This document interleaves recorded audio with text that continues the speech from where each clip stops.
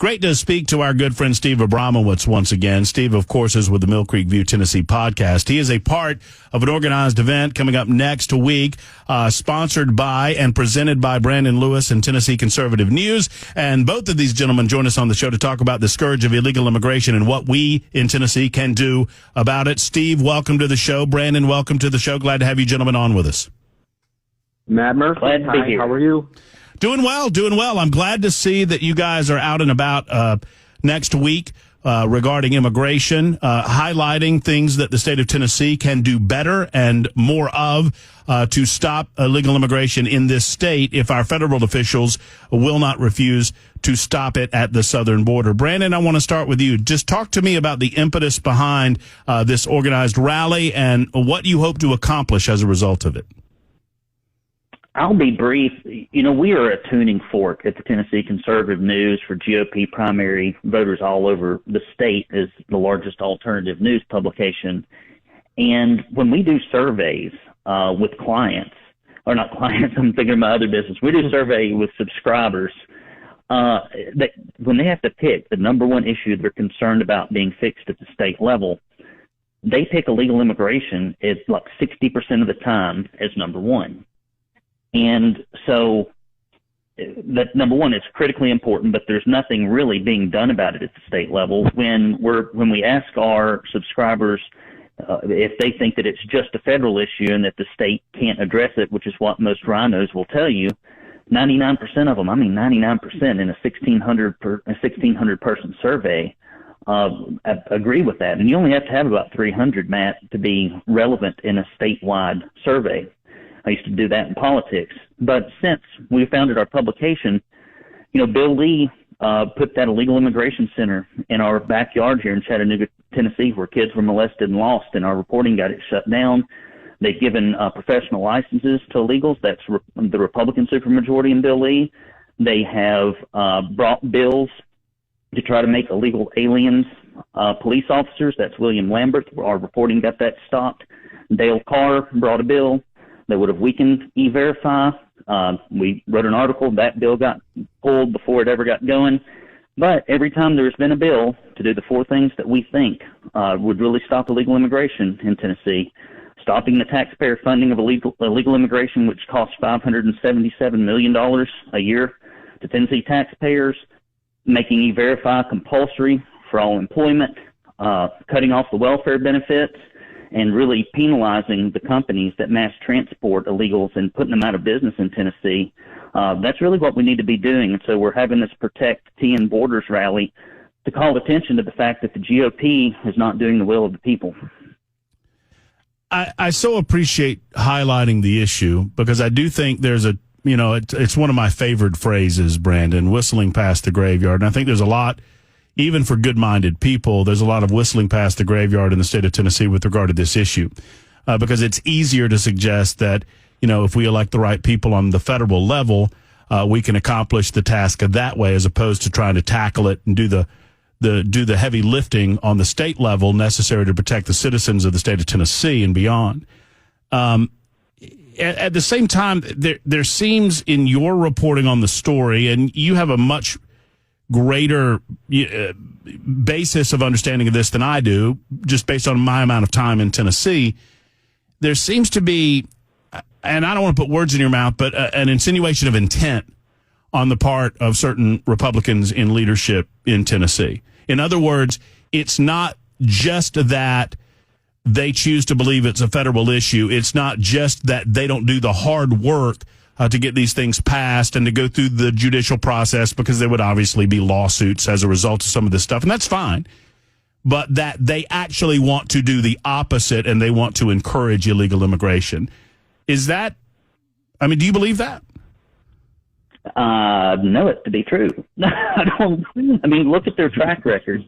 It's been 3 years, right? And if everything they have done has made it worse, and if every bill that has been brought has been killed by Republican leadership, and if leadership hasn't even brought a bill, like all these bills that have been brought, Matt, have been brought by the few conservatives in the General Assembly that are relegated to obscurity. For example, Bruce Griffey was the last real warrior we had. Well, what happened to him when he brought 4 legal immigration reform bills and actually made us think about it? Cameron Sexton stripped him of his committees.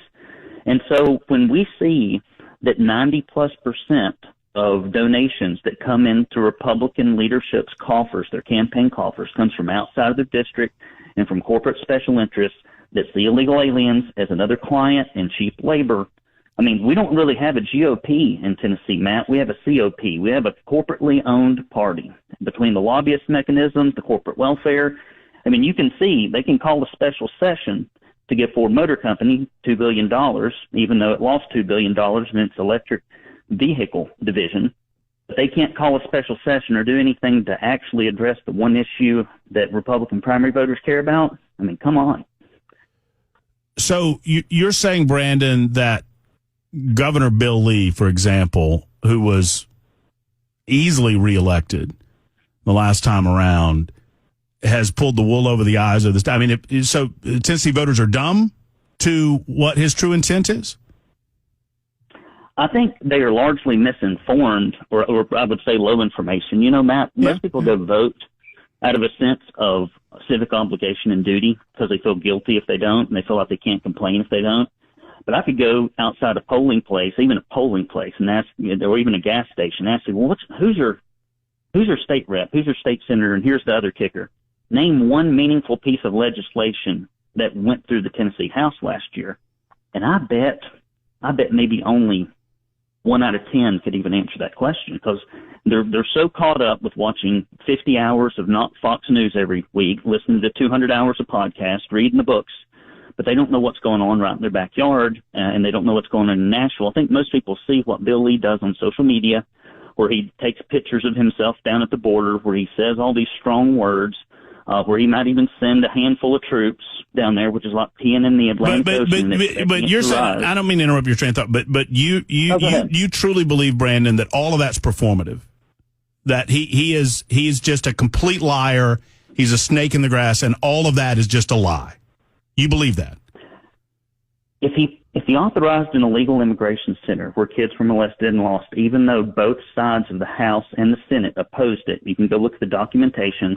If he will sign bills to give illegal aliens professional licenses, and if every time there's an illegal immigration bill that's actually going to suppress illegal immigration gets brought, the governor sends his minions down there to lobby against it, I'll let your listeners. Well, no, but I mean, more to the point. I mean, you bring up the border stuff and the fact that he's sending some in the Tennessee National Guard down to support Governor Greg Abbott. And I'm not saying you're wrong. I'm not challenging you on any of this. I'm just fascinated with your belief structure. So you believe, without regard for a re-election, because he's term limited, that all of that's performative on the part of Bill Lee? Yeah. I mean, why is he doing that? If he's not running for anything else? Well, he's doing it because of the image, right? Like, that is a large part of running for office. I've ran about 12. No, he's not. No, Brandon. I don't mean to interrupt, but he's not running for anything else. So why is he doing that? Why is he doing that now if it's all performative, according to you? I don't know what performative means, so I'm sorry. You're saying he's lying to the people of Tennessee when he says that he's against illegal immigration. And you're saying that all of the stuff that he's doing. I mean, that's what you said. I don't want to put words. That would essentially. I would rather. You cannot. That's like saying, I really care about my kids. I really care about my kids. I really care about my kids. But you don't spend any time raising your own kids or handling your own household. But you'll send 50 tutors or 50 babysitters over to your neighbor's house for their kids. And that's really what Bill Lee's doing. Like, he'll go down there for a show. He could pass 4 or 5 laws that would demagnetize and suggest them that would completely demagnetize Tennessee this session. He could do it if he had the will. And I would think, in closing on this particular part about Bill Lee, you know, he is the worst governor we've ever had for small businesses. More small businesses went out of business during the pandemic than ever before. We're still dealing with the consequences. Terrible narratives were pushed during COVID. In my opinion, Bill Lee's reign in Tennessee will be looked back on by historians as probably the worst governor in Tennessee state history. And you may be right about it. But that aside, you think he might want to try to rescue his legacy by at least doing something on this issue before he leaves. Well, and you might be right about all of the things that you say. I'm just fascinated about the thought process is why he would spend the time and energy and effort if his motivations are truly nefarious in terms of his desire to see more illegal immigration coming into the state. Well, there's two ways to do it, right? You can do nothing if it's going on, right? That's the same as being complicit. It's like if you watch your neighbor's house get robbed and you don't call anybody and you don't do anything, and then it happens the next day and the next day and the next day. Well, maybe he really is a good person. He just is too lazy to dial the phone. But I'm just saying he could do things in Tennessee. If he really wanted to change something about this, he could do what he's done with other things he really cares about. He could push them. Well, I appreciate highlighting it, no doubt. I mean, Bill Lee aside, I mean, obviously he's one of the central figures within the Republican Party, but him aside, I mean, you've got good allies in the state legislative process and in the General Assembly that are willing to stand up, and many of them will be at the event next week. Talk to me about some of the elected officials that are stopping by, saying a few words, and promoting these four basic concepts that you've promoted at Tennessee Conservative News. Steve, do you want to take this, or do you want me to take it? Take it, bro. Okay. All right. So we got Representative Janice Bowling. We've got Representative Jody Barrett, or not Representative. We got Senator Janice Bowling. We got Senator Mark Pody. We got Representative Jody Barrett, Gina Bulso, Brian Ritchie, Steve Abromowitz. We've got Pamela Furr, who you know from AFP. Me, Steve.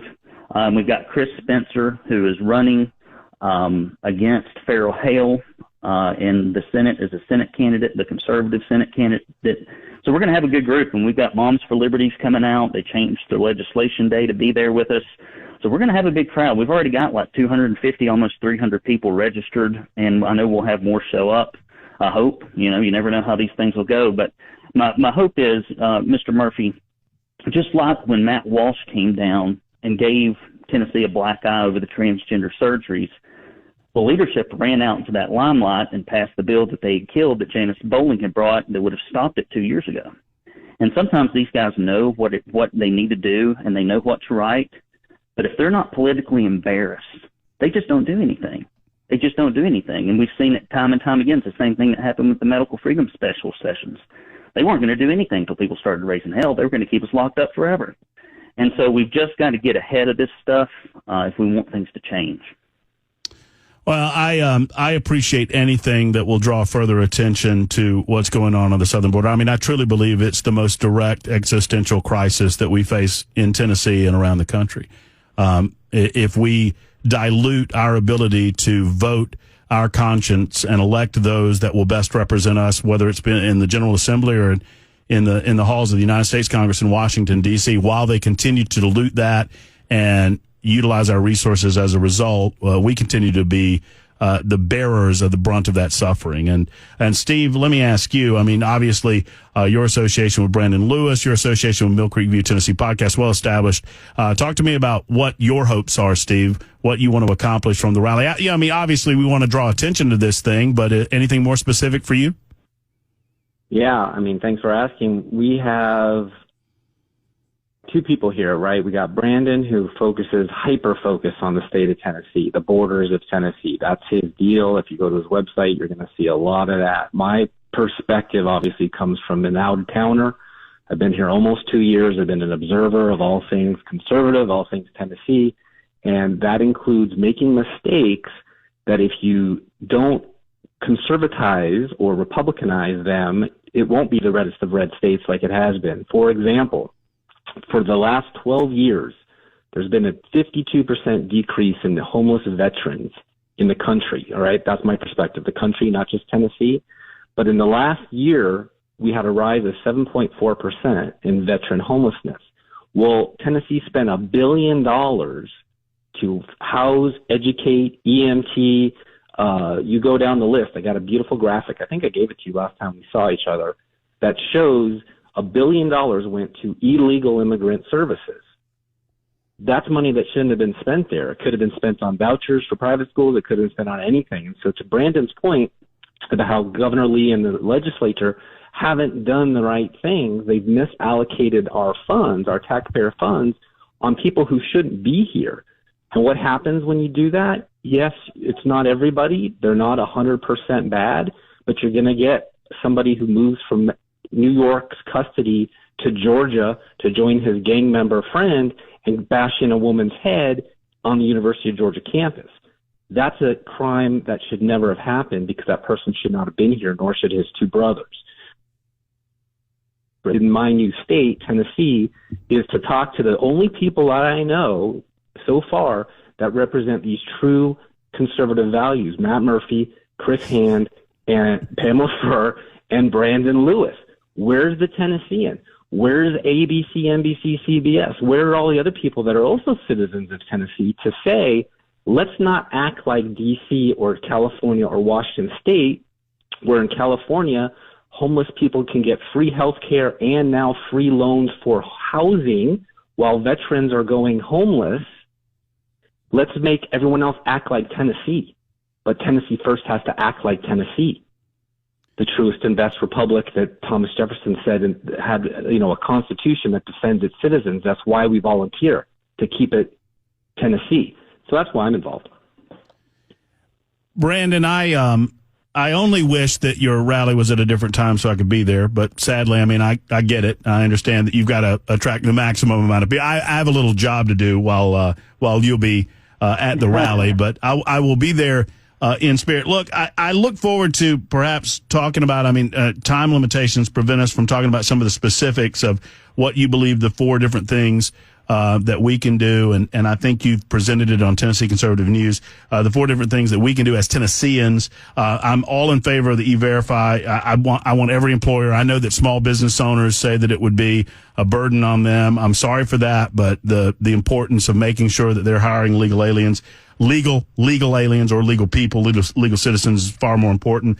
I'm all about the various planks of this. I think some of them will be a little more difficult for the state to accomplish than others because of some Supreme Court rulings that have come down. But we can get into some of those details at a different time. The biggest takeaway that I want people to leave this interview with is that I'm happy that there are people having these discussions, reminding fellow Tennesseans that there are more things that our General Assembly can do, and if they focus on these issues, they can accomplish some of these things to help at least protect Tennessee as best we can while the federal government goes to hell in a handbasket, frankly.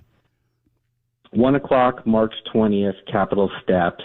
We'll hear from all of these wonderful speakers who are actually true lovers of Tennessee beyond what we could ever hope to see in a California or a Washington state, where they're taking away your natural gas, or Denver, where they're asking residents to open their homes to migrants and not calling them illegal aliens, or the federal government flying 230,000 around so gross. Like Venezuela, where they emptied their jails. This is like the Cuban, boat lift way back in the day that St. Carter.